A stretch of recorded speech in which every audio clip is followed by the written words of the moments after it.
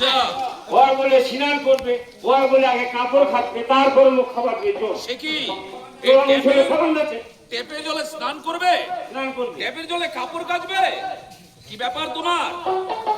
আজলামি করছো কেন? তুমি কি এর আগে শোনোনি যে এই ট্যাপের জলটা অন্য কোনো কাজে ব্যবহার করা যাবে না?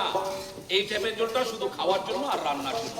তার কারণ সরকার কোটি কোটি টাকা খরচ করে এই জলটা প্রত্যেক গ্রামে গ্রামে পৌঁছে দিচ্ছে মানুষের ভালোর জন্য।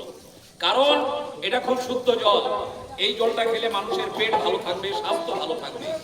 খাবার জন্য, রান্নার জন্য এই জলটা দিচ্ছে। আর তুমি কিনা ফালতু কাজে এই জলটা ব্যবহার করছো। কি পেয়েছো তুমি? কি আরম্ভ করেছো? এই ট্যাপটা কি তোমার একার জন্য দেওয়া হয়েছে না গ্রামের সবার জন্য দেওয়া হয়েছে?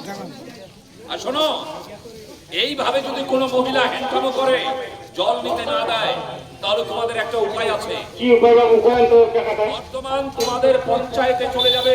আচ্ছা পঞ্চায়েত প্রধানের কাছে এই অপশনটা আছে। আচ্ছা, তোমরা যদি ওর নামে নালিশ জানাও, তাহলে পঞ্চায়েত প্রধান সঙ্গে সঙ্গে তার প্রতি প্রশাসনিক ব্যবস্থা নেবে। এই মাইটার যে ব্যবহার দেখুন তো মনটা তো হচ্ছে, এখন যে পঞ্চায়েতে যে প্রধানটা কু অবশ্যই বলতে হবে।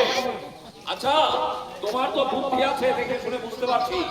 তোমার কি বুদ্ধিটুকু এইটুকু বুদ্ধি নাই যে সব সময় সব জায়গায় প্রচার হচ্ছে জল বাঁচাও, জীবন বাঁচাও, জল বাঁচাও, গাছ বাঁচাও, জল বাঁচাও মানে পৃথিবীকে বাঁচাও। দেখতে পাচ্ছ ওই যে লেখা আছে, আজকে করলে জলের অপচয়, হবে পৃথিবীর অবক্ষয়, ভবিষ্যতে মরুভূমির সাথে হবে পরিচয়। প্রতি বছর আমাদের জলের লেয়ার 6 ইঞ্চি নিচে চলে যাচ্ছে। এইভাবে যদি 6 ইঞ্চি করে প্রতি বছর যায়, তাহলে তুমি চিন্তা করো আমাদের পরের প্রজন্ম, এরা তো জল পাবে না, এরা তো হাহাকার করে মরে যাবে জলের জন্য। কাজে কাজেই জলটা আমাদেরকে বাঁচাতে হবে।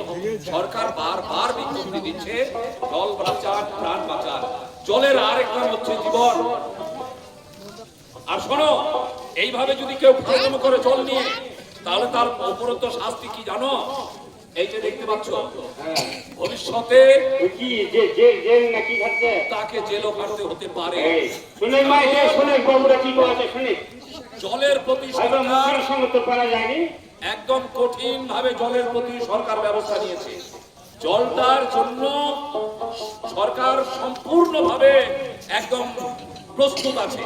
যেভাবে হোক, যে জলের অপমান করবে, যে জলের অপচয় করবে, তার প্রতি কড়া ব্যবস্থা নেওয়া হবে। কথাটা মনে থাকবে। এরপরে ফাজলামো করবে না তো। শুধু তুমি নয়, গ্রামের সমস্ত মা বোনদের কাছে আমার অনুরোধ, কেউ জলের অপব্যবহার করবেন না, জলটাকে ফালতু অপচয় করবেন না, আর ট্যাপ খুলে রেখে চলে যাবেন না। এই ট্যাপের জল কেউ সবজির জমিতে দেবেন না, তাহলে ভবিষ্যতে পরিণাম খারাপ আছে আপনাদের। এই বলেই আমাদের এই ক্ষুদ্র পথনাটিকা সমাপ্তি করলাম। সবাই ভালো থাকুন, সবাইকে সুস্থ নমস্কার। থাকুন। নমস্কার, প্রণাম জানিয়ে আমাদের এখানেই শেষ করলাম। নমস্কার।